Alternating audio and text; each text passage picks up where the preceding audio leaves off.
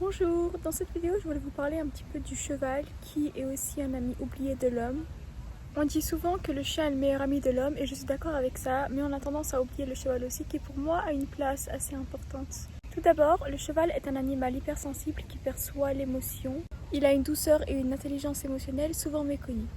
Il est affectueux et il est capable de créer un lien silencieux. Des faits souvent méconnus du cheval, c'est qu'il a un cœur immense qui peut peser jusqu'à 500 kg, mais qui reste quand même très délicat. Il a une communication subtile en micro-expression et en langage corporel. Il a aussi une mémoire exceptionnelle, il se souvient des visages et des émotions chez les autres. Le cheval a aussi une capacité thérapeutique. L'équithérapie par exemple existe.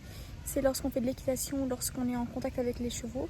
Et c'est principalement utile pour des troubles psychologiques comme les traumatismes ou alors l'autisme. Les chevaux sont aussi très sociaux, ils créent des liens d'amitié, ils sont très familles, ils protègent leurs poulains. Les chevaux ont aussi un lien avec l'homme très spécial. Par exemple pendant les guerres où les chevaux portaient les soldats blessés jusqu'à la mort et étaient très fidèles. Il y a par exemple le cheval Sefton qui a reçu le prix de Horse of the Year parce qu'en 1982 il a refusé de céder à la panique et à ses blessures et il a continué à combattre et à rester debout dans la guerre avec les autres soldats. Un autre exemple de la bravoure et de la loyauté d'un cheval, c'est lorsqu'il y avait un incendie. Lors de cet incendie en Californie, un cheval a été secouru pour être à l'abri et pour s'éloigner des flammes.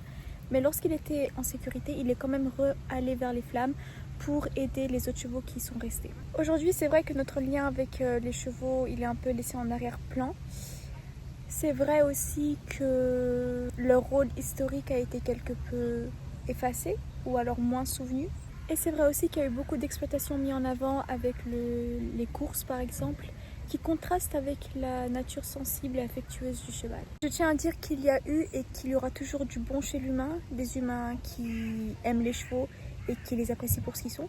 Mais il y a eu aussi beaucoup des questions éthiques qui se sont posées quant à notre ancien lien avec le cheval et des personnes se sont demandé si on aimait les chevaux, si c'était de notre part une affection partagée avec eux ou on les a juste utilisés par exemple pour des périodes de guerre, etc.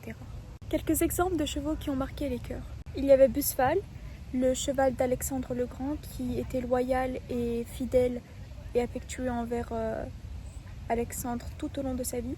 Puis il y a eu Sea Biscuit, je ne sais pas si je prononce correctement, mais c'est un cheval qui a été légendaire quand il y avait la Grande Dépression aux États-Unis et qui a été source d'inspiration, d'espoir, de foi et de lumière. Puis il y a eu Marengon, le cheval de Napoléon qui était survivant pendant de nombreuses batailles. Voilà, c'est une courte vidéo, une courte minute suspendue pour faire le tour un petit peu du cheval qui a été très important durant l'histoire.